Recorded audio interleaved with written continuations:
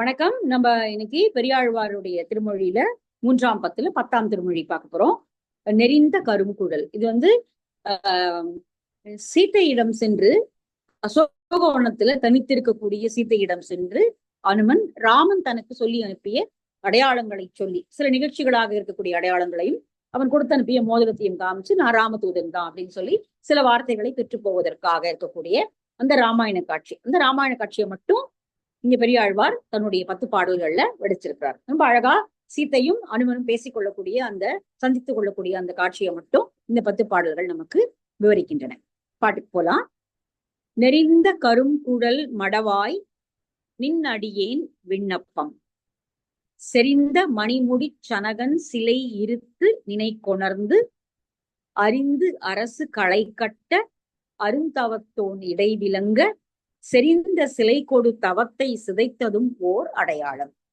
இது சீதைக்கு திருமணமான நிகழ்ச்சியையும் திருமணமாகின பிறகு அவர்கள் அயோத்திக்கு மீண்டு வரும் பொழுது வழியிலே எதிர்பட்ட பரசுராமன் என்னுடைய வில்லை நீ முறிக்க முடியுமா, சிவதனுசை நீ உடைச்சது பெருசு இல்ல, என் கையில இருக்கக்கூடிய விஷ்ணு தனுசை நீ முறிக்க முடியுமா என்று ராமனிடம் கேட்டு ராமன் அந்த வில்லை கையிலே வாங்கி நாணை பூட்டி எந்த எந்த இடத்துல குறிப்பாக்கணும் என்று சொல்லி கேட்டதாக வரக்கூடிய அந்த கதையை அந்த நிகழ்ச்சியை இங்க ராமன் சொல்லி அனுப்ப அனுமன் நினைவூட்டுகிறார். அதுதான் இந்த பாடல். நெறிந்த கருங்குழல் மடவாய். கருங்குழல் நல்லா கருமையான நீண்ட குழல் அவளுக்கு. நெறிந்த சுருண்டு சுருண்டு இருக்கு. இப்போ இந்த நீண்ட காலமாக தண்ணீர் படாமல் தலை முழுகாமல் அப்படியே ஒரு இடத்துல உட்கார்ந்து இருக்கிறதுனால அது சுருண்டு சுருண்டு அப்படி இருக்கிறதா ஒரு ஆசிரியர் எழுதுறாரு. நல்ல அழகான ஒரு அதுக்கான ஒரு பொருள் தான் அது.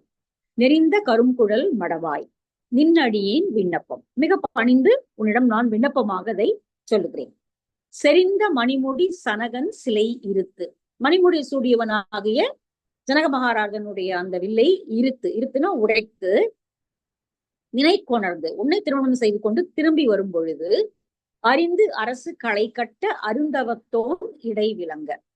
இப்படி அவன் திரும்பி வரும் பொழுது அதை அறிந்து அரசர்களை அழித்த அரசு களை கட்ட, அரசர்களை எல்லாம் களை போல எண்ணி வெட்டி வீழ்த்தியவனாகிய சத்திரியர்களை கொன்றவனாகிய பரசுராமன் இடையில எதிர்பட்டு, இப்ப ராமன் ஒரு சத்திரியன் தான் இல்லையா, பரசுராமனுடைய எண்ணம் வந்து சத்திரியர்களை பூண்டோடு வேலழிக்கணும் அப்படிங்கிறதுதான். இப்ப இங்க ஒரு சத்திரியன் பாக்கி இருக்கானா, அவனையும் நம்ம வந்து கொல்வோம் அப்படின்னு சொல்லி பரசுராமர் எதிர் வந்து ராமனிடம் அறைகோவல் விடுக்கிறார். அப்போ அருந்தவத்தோன் இடைவிலங்க அருந்தவத்தோன் ஆகிய பரசுராமன் இடையில எதிர்பட்டு உங்களை வழிமறிக்க செறிந்த சிலை கொடு தவத்தை சிதைத்ததும் ஓர் அடையாளம். தைரியமாக அந்த வில்லை வாங்கி நான் ஏற்றி குறிப்பார்க்கிறேன் என்று சொல்லி ராமன் அதை வாங்கி அந்த வில்லிலே நானேற்ற அவருடைய பரசுராமனுடைய தவம் எல்லாம் கலைந்தது அப்படிங்கிறதுதான் உனக்கு முதல்ல நான் சொல்லக்கூடிய ஒரு அடையாளம். இது ராமன் எனக்கு சொல்லி நான் உனக்கு சொல்றது. ஏன்னா இது அனுமனுக்கு தெரிய வாய்ப்பில்லை. அனுமன் ரொம்ப பின்னாடிதான் ராமரோட சேர்றாரு. அதனால இது முன்னாடி நடந்த இந்த செய்தியை ராமனோ லக்குவனோ விஸ்வாமித்திரரோ அவங்கதான் சொல்லணும். அப்போ ராமன் சொல்லி நான் இதை உனக்கு சொல்றேன், இது ஒரு அடையாளம். பரசுராமரை நீங்கள் சந்தித்தீர்கள் அல்லவா, அப்போ அவர் வந்து அந்த வில்லை நாணேற்றினார் அல்லவா, அது ஒரு அடையாளம் அப்படின்னு சொல்றாரு. 2வது பாடல். அல்லியம் பூ மலர்போதாய் அடிபணிந்தேன் விண்ணப்பம் சொல்லுகேன் கேட்டருளாய் துணை மலர்கண் மடமானே எல்லியம் போது இனிதிருத்தல் இருந்து ஓர் இடவகையில் மல்லிகை மாமாலை கொண்டு அங்கு ஆர்த்ததும் ஓர் அடையாளம். சீதைக்கு மலர்கள் மேல ரொம்ப பிரியம் உண்டு, அதுலயும் மல்லிகை மேல ரொம்ப பெரிய உண்டு. இங்க வந்து அவர்களுக்கு திருமணமாகி அவர்கள் அயோத்தி வந்து அவர்கள் மீண்டும் பட்டாபிஷேகம் என்று பெயர் சொல்லி ஆனால் காட்டுக்கு போய் என்று சொல்லி அனுப்பின அந்த இடைப்பட்ட காலங்கள் வந்து 12 ஆண்டுகள் அப்படின்னு சொல்லுவாங்க. அப்போ ராமனும் சீதையும் திருமணமாகி 12 ஆண்டுகள் ஒன்றா இருந்திருக்காங்க அங்க அயோத்தியில. ஒன்றாக இருந்து அவர்கள் அந்த தன்னுடைய இளமை காலத்தை அனுபவித்திருக்கிறார்கள். அப்போ ஒரு மாலை நேரத்துல நீங்கள் 2 பேரும் தனித்திருக்கும் பொழுது நீ ஒரு மல்லிகை மாலையை கொண்டு வந்து அவனை கட்டி போட்டாய் அல்லவா, அது உனக்கு நினைவு இருக்கா? அது வந்து ராமன் எடுத்து சொல்லி அனுப்பினார். அது ஒரு அடையாளம். சரி, அது ஒரு அந்தரங்கமான ஒரு நேரம். அப்போ அதை சொல்லி அனுப்பி இருக்கிறார் அப்படின்னா அது ராமனுக்கும் சீதைக்கு மட்டும்தான் தெரிஞ்சது. அப்போ ராமன் சொல்லிதான் அதை அனுமன் சொல்ல முடியும் இல்லையா? சோ அது ஒரு முதல் அடையாளமா அவர் சொல்றாரு. அல்லியம் பூ மலர் போதாய், அல்லி மலர்களால் தொடுக்கப்பட்ட மலர் மாலை போன்றவர்களே சீதையே உன்னுடைய அடிபணிந்து இந்த விண்ணப்பத்தை சொல்லுகேன் கேட்டருளாய் துணை மலர்கண் மடமானே. அவரை வர்ணிப்பது போல அழகிய மலர் போன்ற கண்களை உடைய சீதா பிராட்டியே, எல்லியம் போது சூரியன் மறைந்த அந்த முன்னிரவு நேரத்துல தனிமையோடு நீங்கள் இனிதிருக்கும் பொழுது நீ ஒரு மலர் மாலையை மல்லிகை மலர் மாலையை கொண்டு வந்து ராமனை இருக கட்டினாய், உனக்கு நினைவு இருக்கிறதா? அதனால அது வந்து அப்படி ஒரு ஆர்த்ததுன்னா கட்டினாய் இல்லையா, கட்டி விளையாடி கொண்டிருந்தீங்களா ரெண்டு பேரும், அது ஒரு அடையாளம். இது ராமன் எனக்கு சொல்லி அனுப்பிய அடையாளம் அப்படின்னு சொல்லி சொல்றாரு. சரி, அடுத்த பாடல். கலக்கிய மா மனத்தளாய் கைகேயி வரம் வேண்ட மலக்கிய மா மனத்தனாய் மன்னவனும் மராதொழிய குலக்குமரா ஆடுரைய போ என்று விடை கொடுப்ப இலக்குமணன் தன்னோடும் அங்கு ஏகியது ஓர் அடையாளம். இதுவும் இது எல்லாருக்கும் தெரியும் அப்படின்னா கூட இது அரசவையில நடந்த ஒரு விஷயத்த ராமன் சொல்ல அனுமன் இங்கே வந்து சொல்றான். கலக்கிய மா மனத்தளாய் கைகேயி வரம் வேண்ட. அவ்வளவு நாள் நல்லாதான் இருந்தா கைகேயி, ராமன் நான் பெற்ற மகன் அப்படின்னு தான் சொல்லிட்டு இருந்தான். மற்ற எவரையும் விட கைகேயின் மேலதான் ராமனுக்கும் பாசம் அதிகமா இருந்தது. அவளும் ஒரு சித்தி போலலாம் நடந்துக்கல, மாற்றாம் தாய் போல நடந்துக்கல. ஆனால் அந்த நேரத்துல அவருடைய மனம் கலங்கி விட்டது. அதனால அவ இந்த மாதிரி ஒரு வரத்தை கேட்டான். இது அதுக்கு முன்னாடி வரைக்கும் அப்படிப்பட்ட ஒரு எண்ணமே அவளுக்கு கிடையாது. திடீர்னு அவளுடைய மனம் கலங்கி போகவே அவள் அப்படி ஒரு வரத்தை கேட்டான். வரத்தை கேட்டு அவனுக்கு ஆடு அனுப்பணும், என் மகன் அரசாடணும் அப்படின்னு. அப்படி அவள் கையை அந்த 2 வரத்தை வேண்ட மலக்கிய மாமனத்தனாய் கலக்கப்பட்ட. அப்போ தசரதனுக்கு என்ன செய்யறதுன்னே தெரியல. எப்படி இதை வந்து மீற முடியும்? அவர் கொடுத்த வரம் அவ கேட்கிறா, இப்ப கொடுத்துதான் ஆகணும். ஆனா கேட்கிற வரம் அவருடைய தலையிலேயே கை வைப்பது போல இருக்கிறது.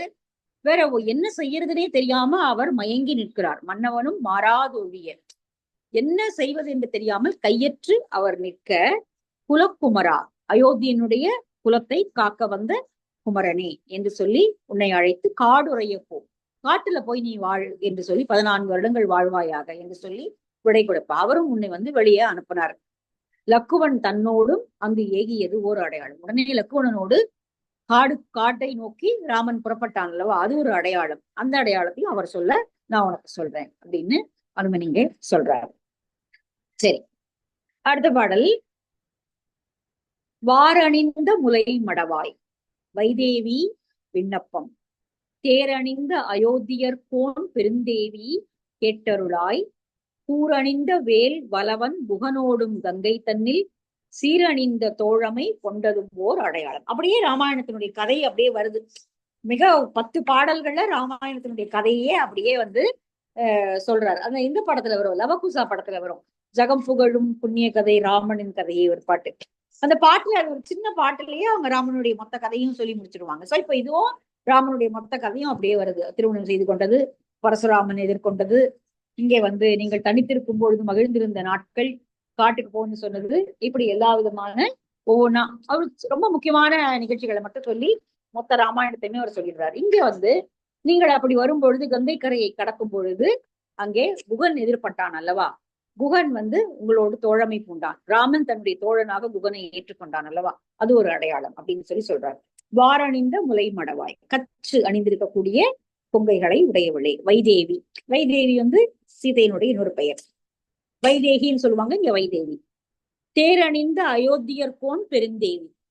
பெருந்தேவி ராமனுக்கு ஒரே மனைவிதான். அங்க வந்து கண்ணனுக்கு 1000 மனைவியர், 1000 பெருந்தேவியர் அப்படின்னு முன்னாடி கூட வந்திருக்கு. எல்லாருமே பெருந்தேவி தாங்க. கண்ணனுடைய எல்லா மனைவிகளுக்கும் ஒரே அந்தஸ்து தான் இங்க. ஆனா ராமனுக்கு அப்படி இல்லை, ஒரே மனைவிதான். இற்றை பிறவிக்கு மற்றொரு மாதரை சிந்தையை தொடேன் என்ற வரம் திருச்செவி சாற்றுவாயின் பின்னாடி சீத்தை சொல்லி அனுப்புறா. சோ ஒரே மனைவிதான். தேரணிந்த அயோத்தியர் கோன் பெருந்தேவி, அவனுடைய ஒற்றை பெருந்தேவியானவளே கேட்டருளாய். கூரணிந்த வேல்வலவன் புகனோடும் கங்கை தன்னில் சீரணிந்த தோழமை கண்டதும் ஓர் அடையாளம். கூர்மையான வில்லை கையிலே ஏந்திருப்பவனாகிய குகனோடு பெருமை மிகுந்த தோழமையை அவன் கங்கை கரையிலே கொண்டான் அல்லவா, அது ஒரு அடையாளம். அந்த அடையாளமும் உனக்கு நினைவிருக்கும் அப்படின்னு சொல்லி அந்த அடையாளத்தை சொல்றாரு.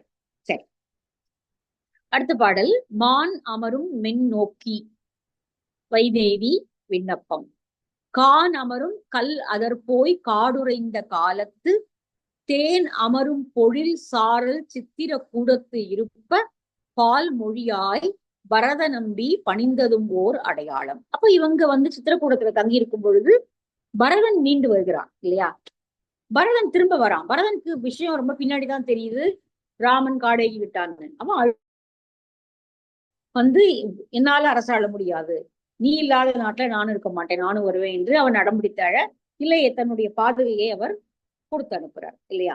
அது வந்து அந்த அடையாளத்தை இப்ப சொல்றாரு. பரதன் வந்து பாக்குற அந்த அடையாளம், அது ஒரு முக்கியமான ஒரு நிகழ்ச்சி. மானவரும் மென் நோக்கி, நோக்கத்தை நோக்கு பார்வையை உடையவளே, மானவரும் மென் நோக்கி, மான் போன்ற மென்மையான பார்வையை உடையவளே. நோக்கி, நோக்குபவள்னா நோக்கி அப்படின்னு அழகான வார்த்தையை காயம் பண்றாரு. வைதேவி விண்ணப்பம். கானமரும் கல் அதர் போல், காட்டுல இருக்கக்கூடிய கல் அதர், கற்கள் பாவிய அந்த வழிகள்ல போய், அதர்னா வழி, கற்கள் நிரம்பி அந்த வழியில போய் காடுற காலத்து காட்டுல இருக்கும் வசிக்கும் போது தேனமரும் பொழில் சாரல் சித்திரக்கூடத்து இருப்ப, அந்த காட்டுல பல தூரத்தை நீங்கள் கடந்து சென்று பொழில்கள் சூழ்ந்து சித்திரக்கூடம் என்ற இடத்திலே கொஞ்ச நாள் தங்கி இருந்தீங்க. 14 வருஷம் இருக்கணும் காட்டுல இல்லையா. கிட்டத்தட்ட அவங்க 13 வருஷம் ஒன்னாவே காட்டுல அங்கேயும் அலைஞ்சிருக்காங்க. கடைசி ஒரு வருஷம் தானே வந்து ராவணனுடைய சிறையில இருக்கான். கிட்டத்தட்ட 12 வருஷம் 12 வருஷம் அவங்க எல்லாம் ஒன்னாதான் காட்டுக்குள்ள சுத்தி இருக்காங்க. சித்திரக்கூடத்துல இருக்கும் பொழுது பால்மொழியாய், இனிமையான மொழி பேசுபவளே, பரத நம்பி வந்து அங்கே உங்களை பணிந்து நின்று திரும்ப வரும்படியாக கேட்டான் அல்லவா, அது ஒரு அடையாளம் அப்படின்னு சொல்றாரு. சோ ராமாயணத்தினுடைய கதை தான் அப்படியே வருது. அடுத்து சித்திரக்கூடத்துல இருக்கும்பொழுது இன்னொரு முக்கியமான விஷயம் நடந்தது, அது நிறைய பேர் தெரியாது. ஆனால் ராமனுக்கும் சீதைக்கும் தான் அது தெரியும். அதை வந்து இங்க வந்து நினைவுபடுத்துறாரு. ராமன் சொல்லி அனுப்பியிருக்காரு. சித்திரக்கூடத்து இருப்ப சிறு காக்கை முளை தீண்ட அத்திரமே கொண்டெறிய அனைத்துலகும் திரிந்தோடி வித்தகனே ராமாவோ நின்னபயம் என்றழைப்ப அத்திரமே அதன் கண்ணை அறுத்ததும் ஓர் அடையாளம். இது ஒரு கதை, அங்க நடந்த சித்திரக்கூடத்துல நடந்த ஒரு கதை. இது ராவன் சீதையும் தனித்திருக்கும் பொழுது அங்க ஒரு காக்கை வந்து, அது வந்து சாதாரண காக்கை, பறவை காக்கை அல்ல, வேறு யாரோ ஒருவர் காக்கை ரூபத்துல வந்திருக்காங்க. இங்க என்ன சொல்லுவாங்க அப்படின்னா, இந்திரனுடைய மகனாகிய ஜெயந்தன் அவன் வந்து சீதையின் மேல தகாத கண் கொண்டு அவன் வந்து இந்த மாதிரி காக்கை உருவம் கொண்டு அவளுடைய முளையில வந்து கொட்டுகிறான், கொங்கையில வந்து கொட்டுகிறான் அப்படிங்கிற மாதிரி ஒரு இது சொல்லுவாங்க. சோ வந்து காக்கை உருவில வந்தது வந்து இந்திரனுடைய மகனான ஜெயந்தன் அப்படிங்கிறதும் சொல்லப்படுகிறது. அவன் அப்படி வந்து தகாத முறையில் நடக்கும் பொழுது சித்திரக்கூடத்து இருப்ப சிறு காக்கை முளை தீண்ட அத்திரமே கொண்டெறிய, அப்போ கையில வில்லு இல்ல, வில்ல கீழே எங்கேயாவது வச்சிருப்பார் ராமர். இப்ப கீழே கடந்த புல் ஒன்றை, தர்பை புல்லை எடுத்து வேகமாக அதிலே சில மந்திரங்களை ஓதி வேகமாக காக்கையை விட்டு எரிகிறார். அவர் வந்து விட்டு எரியும் பொழுது அது அவனை வந்து ஒரு பிரம்மாஸ்திரம் போல அந்த காக்கையை அது சுற்றி அது போகுது, அது அப்படியே பின்னாடி போகுது ஒரு அம்பு போல. இந்த காக்கை பயந்து உலகமெல்லாம் தெரியும் போது கூட அந்த அம்பிலிருந்து அதனால தப்பிக்க முடியல. வேற வழியே இல்லாம இப்ப யாரிடம் போய் அவன் அடைக்கலம் போக முடியும், ராமனை தவிர. அப்போ அந்த காக்கை திரும்ப பறந்து வந்து வித்தகனே ராமாவோ, நீ வந்தா என்ன காப்பாத்தணும், நான் தெரியாம பண்ணிட்டேன், என்னை காப்பாத்தணும் அப்படின்னு சொல்லி உன் அபயம் என்று அழைப்பு. அந்த காக்கை வந்து ராமனுடைய பாதத்தை தொழ அத்திரமே அதன் கண்ணை அறுத்ததும், அப்போ பொழைச்சு போ, நீ வந்து இந்த கண்ணால பார்த்துதானே இந்த தப்பு பண்ண, அதனால உன்னுடைய ஒரு கண்ணை வந்து நான் குத்தி விடுகிறேன்னு சொல்லி அந்த புல் வந்து அந்த அம்பு, புல்லாகிய அம்பு ஒரு கண்ணை பதம் பார்த்து விடுகிறது. அதனாலதான் காக்கா சாஞ்சு பார்க்கும், இப்படி நேரா இப்படி பார்க்காது, நேரான பார்வை, மற்ற விலங்குகள் போல் நேரா இருக்காது, அதுக்கு ஒரு பார்வை இப்படி சாட்சிதான் பார்க்கும். அதுக்கு வந்து இது ராமனுடைய இந்த இதுதான் காரணம் அப்படின்னு கதை சொல்லுவாங்க. அதனுடைய இயற்கை குணம் அது. பட் வந்து இப்படி ஒரு கீழ் பார்வையா இப்படி பார்க்கும், இப்படி சைட்ல தான் ஒத்த கண்ணாலதான் அது பார்க்கும். அதுக்கு வந்து இப்படி ஒரு கதை. சரி, அது உனக்கு நினைவு இருக்குதா, அதை ராமன் எனக்கு சொல்லி அனுப்புறான் அப்படின்னு சொல்லி இந்த அனுமன் சொல்றாரு.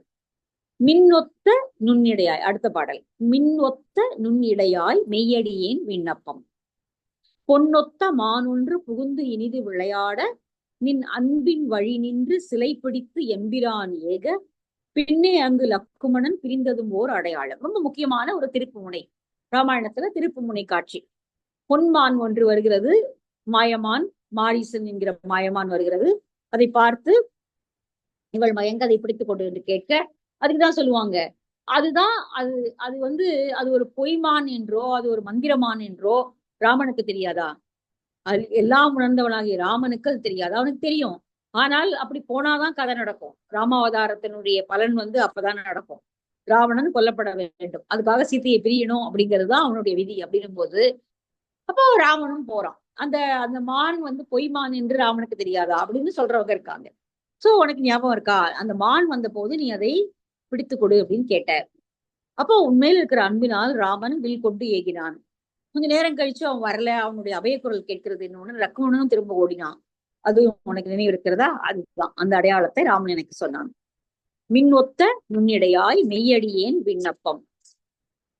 பொன்மான் ஒத்த மான் ஒன்று, பொன்னொத்த மான் ஒன்று, பொன்னாலேயே செய்யப்பட்டது போல ஒரு மான். அப்படி ஒரு மான் இருக்க வாய்ப்பே இல்லை. அப்படி ஒண்ணு காட்டுல இருக்கிறதுக்கு வாய்ப்பே கிடையாது. ஆனா அப்படி ஒன்று தோன்றுகிறது அங்கே. இனிது விளையாட உங்க ரெண்டு பேருக்கு நடுவில் கொஞ்ச நேரம் அது விளையாட்டு காட்டுகிறது. உடனே உனக்கு அந்த மானை தனக்குரியதாக்கி கொள்ள வேண்டும் என்கிற ஆவல் வருகிறது. நின் அன்பின் வழி நின்று. அதனால அவனுக்கு தெரியும், ராமனுக்கு தெரியாம இருக்காது. ஆனால் உன்னுடைய அன்புக்கு அவன் கட்டுப்பட்டு நீ கேட்டாய் என்பதற்காக தான் சிலையை எடுத்துக்கொண்டு அவன் இந்த மானின் பின்னால் ஓடுகிறான்.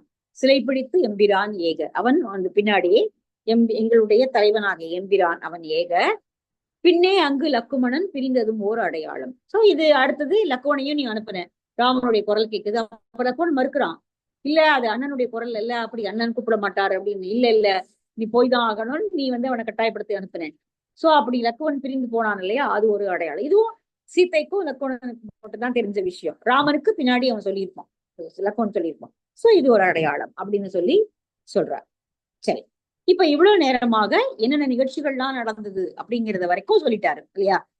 அந்த மானுக்காக போன பிறகு இவ இங்க வந்துட்டான். இப்ப அடுத்து இனிமே ரெண்டு பேருக்குமான பொதுவான நிகழ்ச்சிகள் எதுவும் இல்லை. சீதைக்கும் ராமனுக்கும் பொதுவான நிகழ்ச்சிகள் எதுவும் இல்லை. அதனால மோதிரத்தை காட்டுறார். கையில நீ அணிவித்த அந்த கணையாழியை என்னிடம் கொடுத்து அனுப்பியிருக்கிறார் அப்படின்னு காட்டுறார். மைத்தகு மாமலர் குழலாய் வைதேவி விண்ணப்பம் ஒத்த புகழ் வானரக்கோன் உடனிருந்து நினைத்தேட அத்தகு சீர் அயோத்திக்கோன் அடையாளம் இவை மொழிந்தான் இத்தகையால் அடையாளம் ஈது அவன் கை மோதிரமே. இப்போ சுக்ரீவனோடு சேர்ந்து கொண்டு ராமன் உன்னை தேடிக்கொண்டு அங்கிங்கு அலைந்து கொண்டு வந்து கொண்டிருக்கிறார். இப்போ என் கையில மோதிரத்தை கொடுத்து போய் தேடி எங்கேயாவது சீத்தை தென்பட்டால் அவளிடம் காட்டு என்று என்னிடம் கொடுத்திருக்கிறார், அனுப்பியிருக்கிறார். அந்த மோதிரம் இதுதான் அப்படிங்கிறார். மைத்தகு மாமலர் குழலாய். ஒரு காலத்துல மலர் சூடிய குழல் அது, இப்ப மலர் சூடல. ஒரு காலத்துல மலர் சூடிய கூந்தலை உடையவளா இருந்தாலே, அதனால அவர் சொல்றாரு. ஒத்த புகழ் வானரக்கோன் உடனிருந்து நினைத்தேட. வானவர்களுடைய கோனாகிய அரசனாகிய சுக்ரீவனோடு சேர்ந்து நாங்கள் உங்களை தேடிக்கொண்டு அங்கு இங்குமாக அலைந்து கொண்டிருக்கிறோம். அத்தகு சீர் அயோத்தி கோன் அடையாளம் இவை மொழிந்தான். இந்த அடையாளங்கள் எல்லாம் நான் முன்னாடி சொன்ன இந்த நிகழ்ச்சிகளை எல்லாம் எனக்கு சொன்னது ராமன் தான். ராமன் சொல்லி அனுப்பிதான் நான் இந்த நிகழ்ச்சிகள் எல்லாம் உனக்கு சொன்னேன். அது மட்டும் இல்லாமல் இத்தகையால் அடையாளம் ஈதவன் கை மோதிரமே. அவனுடைய கைகளில் அணிந்திருந்த இந்த மோதிரம் இதோ பார் ஒரு அடையாளம் என்று சொல்லி அவன் அந்த மோதிரத்தை கணையாழியை அவர் காட்டுகிறார். ஒரு அனுமன் சீதையிடம் காட்டுகிறார். அடுத்த பாடல். திக்கு நிறை புகழாளன் தீவேள்வி சென்ற நாள் மிக்க பெரும் சபை நடுவே வில்லிருத்தான் மோதிரம் கண்டு ஒக்குமால் அடையாளம் அனுமான் என்று உச்சிமேல் வைத்துக்கொண்டு உகந்தனால் மலர்குழலால் சீதையுமே. அந்த மோதிரம் அவளுக்கு அவ்வளவு எப்படி அவளுக்கு மறக்கும் இல்லையா, அந்த மோதிரம் மறக்காது. மேபி இது இந்த நிகழ்ச்சி சொல்றதுனால அந்த சிவதனுச உடைக்கும் பொழுது கூட அந்த மோதிரத்தை ராமன் கையில போட்டிருந்திருக்கலாம். அவள் ரொம்ப ஏற்கனவே ராமனை வழியில பார்த்து அண்ணலும் நோக்கினாள் அவளும் நோக்கினாள், மாறி புக்கு இதயம் நுழைந்தனர் எல்லாம் நடந்துருச்சு. சோ ராமன் தான் வில்ல முடிக்கணும் அப்படிங்கிற ஒரு ஒரு ஒரு திடுக்கடலோட தான் அங்க சீதை காத்திருந்திருப்பான். அப்போ அந்த கையில பிடிச்சு அந்த வில்ல உடைக்கும் பொழுது அந்த கையில இருந்த மோதிரம் அப்படிங்கிறது அவளுக்கு ரொம்ப ரொம்ப சிறப்பான ஒரு மோதிரமா இருந்திருக்கணும். சோ அது மறக்காத ஒரு மோதிரம். அதனால இங்க திக்கு நிறை புகழாளன், எல்லா திக்குகளும் புகழ் நிரம்பி இருப்பவனாகிய ராமன். தீவேள்வி சென்ற நாள், முனிவருடன் போன காலத்துல அந்த தீவேள்வி செய்வதற்காக விஸ்வாமித்திரனோடு போயெல்லாம் இருக்கும் பொழுது அப்பதான் இங்க ஜனகன் மகாராஜனுடைய சபைக்கு மிக்க பெரும் சபை நடுவே வில் அறுத்தான். அந்த வில்லை உடைத்து அவன் சீதையை மணந்து கொண்டான். அவன் கையில் இருந்த அந்த மோதிரத்தை பார்த்த உடனேயே ஒக்குமால் அடையாளம். ஆமா, ரொம்ப சரி. இவ்வளவு நேரம் அவளுக்கு சந்தேகம் விலகவே இல்லை. ஒருவேளை மாயமோ மந்திரமோ ராவன் யாரையாவது அனுப்பியிருக்கிறானோ என்று கூட அவள் பயந்து கொண்டு பேசாம இருந்திருக்கா. இவ்வளோ இத்தனை பாட்டுக்கும் ஒரு 9 பேர் சொல்லல. இந்த மோதிரத்தை பார்த்தவுடன் அவளுக்கு ஒக்குமால் அடையாளம். மிகச்சரி, இது ராமனுடைய மோதிரம் தான். அனுமான் என்று உச்சி மேல் வைத்துக்கொண்டு உகந்த நாள். அந்த மோதிரத்தை வாங்கி கண்ணுல ஒத்தி அப்படியே தலைக்கு மேல வச்சு கை குவிச்சு அதை வணங்குறாளாம் சீதை. உச்சி மேல் வைத்துக்கொண்டு உகந்த நாள். அப்படியே அவ்வளவு சந்தோஷம் அவளுக்கு. உகந்து உவப்பு, நிறைய தமிழ்ல அழகழகான வார்த்தைகள்லாம் இருக்கு இல்லையா. உவப்பு, மகிழ்ச்சி, புலகாங்கிதம், விரும்பு, இது மாதிரி நிறைய வார்த்தைகள் இருக்கு. உகந்த நாள், அப்படியே அவளுக்கு மகிழ்ச்சி பொங்கி வருது. தன் தலைமேல் வைத்துக்கொண்டு அந்த மோதிரத்தை அவள் வணங்குகிறாள். உகந்த நாள் மலர்குழலால் சீதையுமே. சோ சீதையும் அனுமனும் சந்தித்து விட்டு ராமனுடைய அடையாளத்தை சீதையிடம் அவர் காண்பித்து விட்டார். அவ்வளவுதான். சோ இந்த ஒரு காட்சியை மட்டும், இந்த ஒரு காட்சி அவருக்கு ரொம்ப பிடிச்சிருந்திருக்கலாம். அன்னையை போய் சீடன் சந்தித்த அந்த இது இல்லையா, அனுமன் எப்படி ராமனுக்கு எவ்வளவு அணுக்கமோ அதே அளவு சீதைக்கும் அனுமன் அணுக்கமானவன் தான். அப்போ அவங்க ரெண்டு பேரும் சந்திக்கக்கூடிய ஒரே காட்சி இதுதான். அப்புறம் பின்னாடி இருந்திருப்பாங்க, வந்திருப்பாங்க, பட்டாபிஷேகத்துல பின்னாடி இருக்காரு, அதெல்லாம் ஓகே. ஆனால் சீதையை முதலில் சந்திச்சவன் அனுமன் தான் போய் அப்புறமா கப்பினுக்கு கண்டனன் கப்பினுக்கு எல்லாம் சொல்லி ராமனுடைய வயிற்றுல பால் வாக்குறான். சோ இது ரொம்ப ஸ்பெஷலான ஒரு இடம் இல்லையா. அனுமனும் சீத்தையும் சந்திக்கிற அந்த ஒரு இடம் ரொம்ப ரொம்ப சிறப்பான ஒரு இடம். அதனால இருவருக்கும் ஒரு பெரிய நம்பிக்கையை இருவரின் மேல் கொடுத்த ஒரு இடமும் கூட. அதனால அதை மட்டும் பெரியாழ்வார் எழுதி பார்க்கணும்ட்டு அதை எழுதி பார்த்திருக்கார். ரொம்ப அழகான ஒரு பகுதி. வாராரும் முலைமடவாள் வைதேவி தனை கண்டு சீராரும் திரள் அனுமன் தெரிந்து உரைத்த அடையாளம் பாராரும் புகழ் புதுவை பட்டர்பிரான் பாடவல்லார் ஏறாரும் வைகுந்தத்து இமையவரோடு இருப்பாரே. நிறைவு பாடல். இந்த மாதிரி பாடல், இந்த அடையாளத்தை சொன்ன இந்த பாடல்களை எல்லாம் படித்தவர்கள், புதுவை பட்டர்பிரான் பாட இந்த பாடல்களை கேட்டு அல்லது படித்து மகிழ்ந்தவர்கள் ஏறாரும் வைகுந்தத்து, ஏறாரும் அழகு நிறைந்த, ஏர்ன அழகு, அழகு நிறைந்த வைகுந்தத்தில் இமையவரோடு, அங்க வசிக்கக்கூடிய தேவர்களோடு கூடி வாழக்கூடிய பதவியை பெறுவார்கள். இந்த வைகுந்தத்தில் நித்திய சூரிகளாக அங்கே தங்கியிருப்பார்கள். இதுதான் என்னுடைய இது. இதோட 3ஆம் பத்து நமக்கு நிறைவு பெறுகிறது. அடுத்து வருவது 4ஆம் பத்து நம்ம அடுத்த வகுப்புல பார்க்கலாம்.